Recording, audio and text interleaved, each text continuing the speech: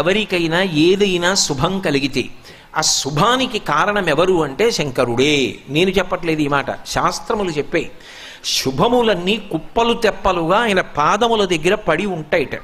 ఆయన అనుగ్రహించాడు అనుకోండి, ఓసారి ఇలా అంటాడు అంటే అది ఎగిరి వెళ్ళి ఇంటికి తోరణంగా పట్టుకుంటాడు. అందుకే ఒక గడుసు కవి ఒక మాట అన్నాడు, నేను ఓ పువ్వు పట్టుకొచ్చి మీ పాదాల మీద వేశాను అనుకోండి, నేను వేసినది ఇది పువ్వు, మీ పాదముల మీద ఉన్నది ఇది పువ్వు. నేను ఒక పువ్వు పట్టుకెళ్ళి మల్లికార్జున లింగం మీద వేశాను అనుకోండి, పరమ ప్రేమతో వేశాను అనుకోండి, ఆ పువ్వు ఓ ఏడాది తర్వాత నా ఇంటి మనవడు. నేను ప్రేమతో వేసిన పువ్వు 2 ఏళ్ల తర్వాత నా ఇంట్లో మనవరాలు. నేను ప్రేమతో వేసిన పువ్వు నేను కట్టుకునే ఒక ఇల్లు. నేను వేసిన పువ్వు నాలో కలిగేటటువంటి భక్తి. నేను వేసిన పువ్వు ఏ వయస్సులో నాకు రావాలో ఆ వయసు